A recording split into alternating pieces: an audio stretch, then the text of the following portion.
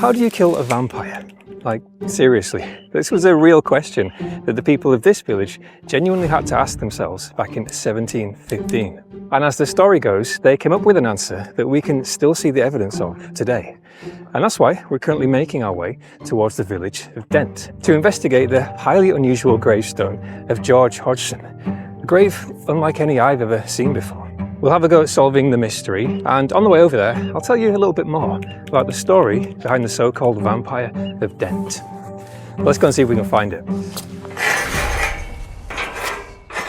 Now, today's adventure brings us to the north of England in the county of Cumbria. Although, up until 1974, this was actually in the West Riding of Yorkshire. Something that instantly raised a few questions in my mind when I was doing my research.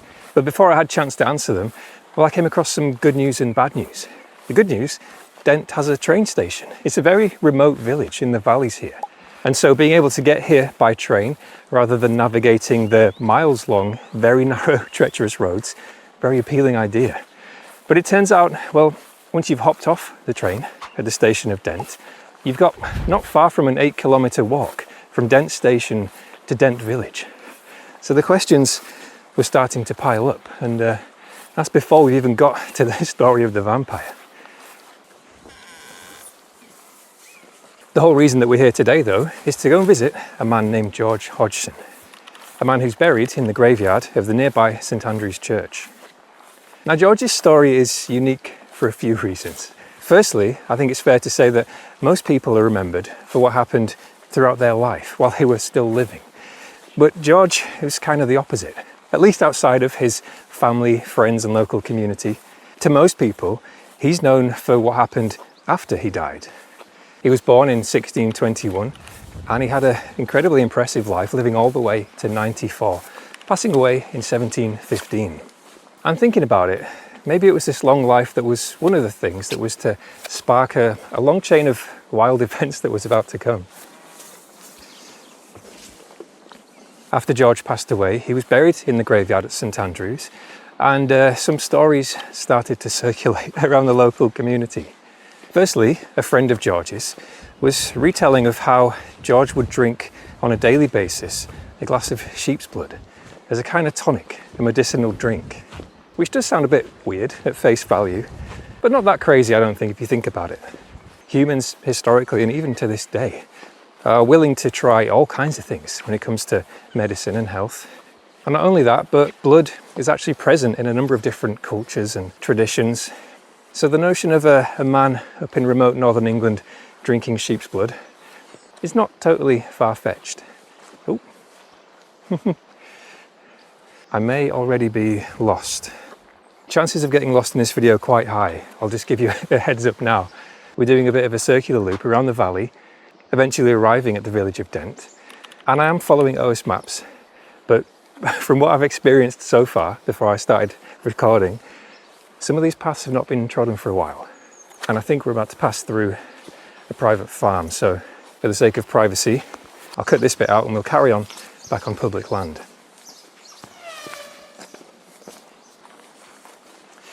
So the story of the sheep's blood emerged, and maybe things would have ended there if it weren't for a particularly cheeky fellow who decided to take things a step further.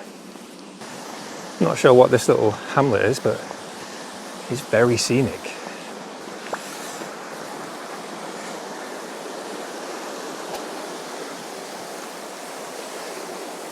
It's an amazing place.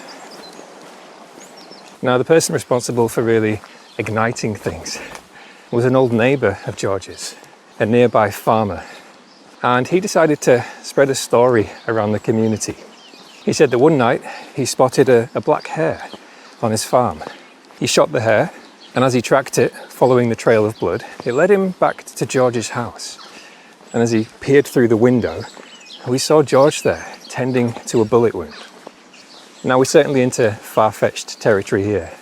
And most likely this tale simply lifted from some folklore, an old witch's story. A good story, don't get me wrong, but it had some pretty severe knock-on effects. Okay, gone the wrong way. I told you it was going to happen. Should be a sign for a footpath up here. It's been a while since I've been totally lost on the channel, so I'm not going to beat myself up about it. Public footpath to Bath Bridge along some very ancient dry stone walls. Is this right? Oh, I can see a sign down there. Hello. I think we're going straight down this hill. Oh yeah, got an old sign here. Yorkshire Dales Park Authority.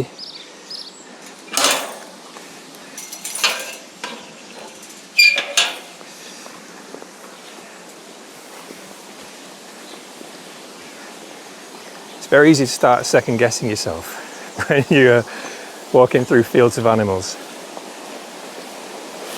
Here we go though. Footpath, please follow line of fence. Okay. Sorry about that. Where were we? Yeah, this tale of the hare. This seemed to whip up the local community into a bit of a frenzy.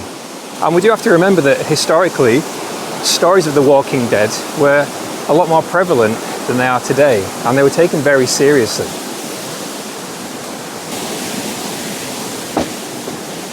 Various incarnations of these living dead appear in different cultures and traditions, and it was a concern for communities.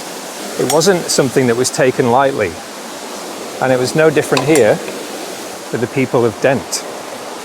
And so the next step, well, they had to have a serious village meeting.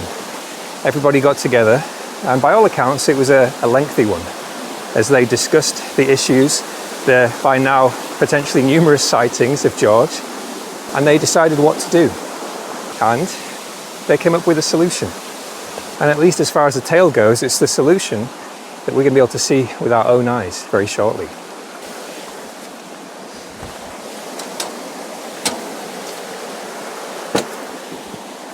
If you enjoy these kind of countryside adventures and the quirkier, sometimes darker sides to history, do make sure you subscribe to the channel. It's a huge help when it comes to funding these episodes. And if you want to go one step further and get a sneak preview of upcoming locations, you can join as a YouTube member and you'll see your name in the end credits of every video. Now, of course, I'm sure you're interested to know what this solution was. Well, step one was to exhume George. In other words, dig up and retrieve his coffin. This is a bit of a weird ruin. Very tiny. I wonder if it's buried partially into the earth, or if it was just a small farmhouse hut or something. Sorry, distractions. They dug up his coffin, and when they opened the lid, well, a few of the local community members had a bit of a shock.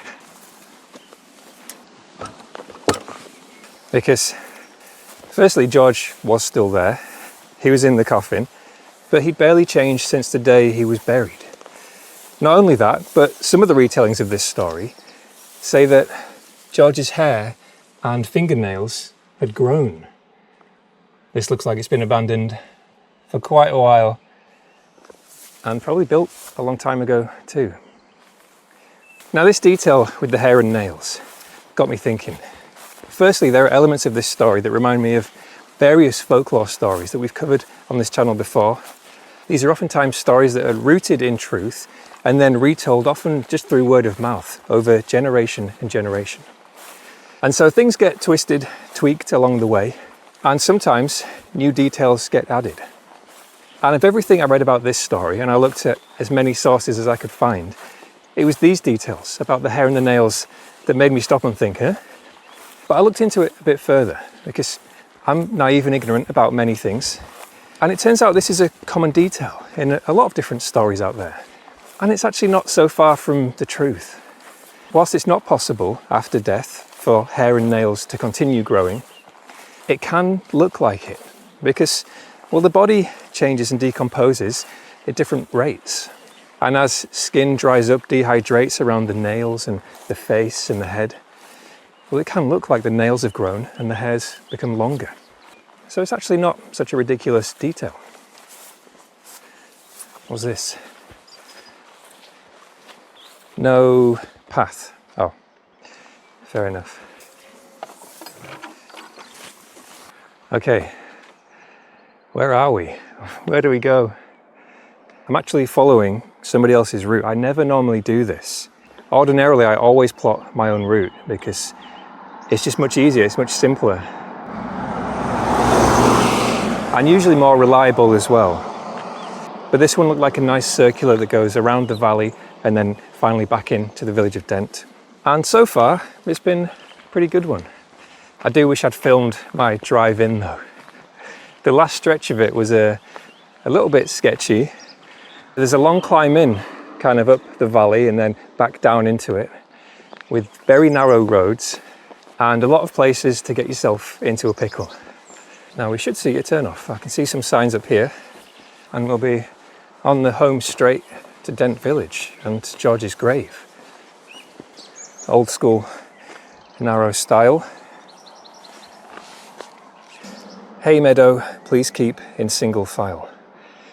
FP Hippins. I don't know what that is. FP Hippins.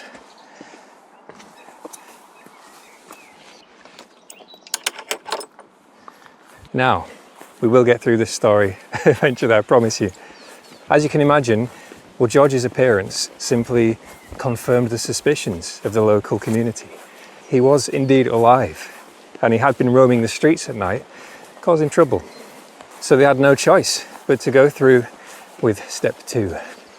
And here's where it gets a bit gruesome, because they sealed George into the coffin again, took a brass stake and drove it through the coffin and through George's body. And that's the detail of the story that gives us a physical connection to today that we're going to be able to see and touch for ourselves. I realise that sounded a bit weird. We're not going to be touching any bodies, but the brass stake, because there's an interesting detail on the top of George's gravestone. What looks like a metal stud, but according to the story at least, it's the end of the stake. A curious detail. Now there's a lot to take in there. I imagine a lot of thoughts are whizzing through your mind as you try and figure out what's real, what's not real. So while you're piecing the clues together, coming to your own conclusion, well, let's get ourselves to Dent, and more specifically to the graveyard of St Andrew's Church. We'll inspect the grave up close, and then I'll let you know why, after all this, I actually think this story might be true. Let's go take a look at it.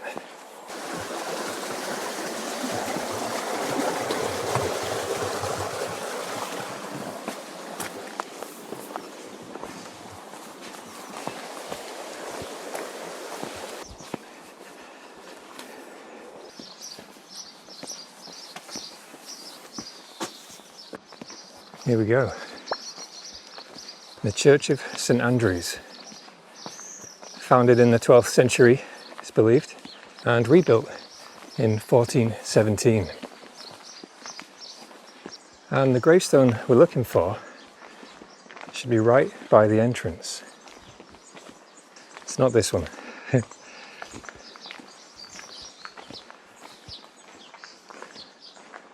Oh, walked right past it.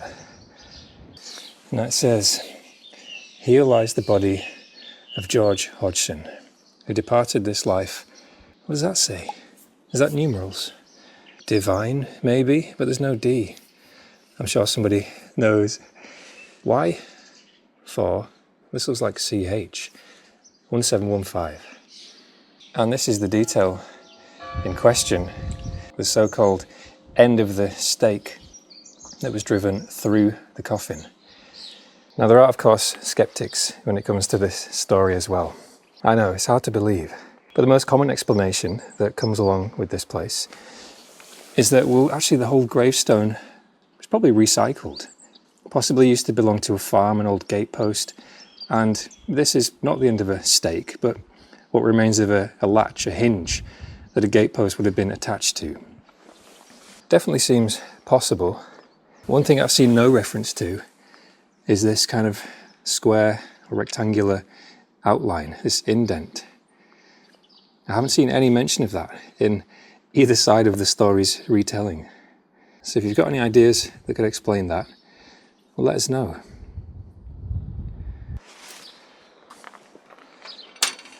Now, I mentioned earlier that I had a reason to believe that all of this could be true. And it's because when I was doing my research, I came across a comment from a descendant of George's.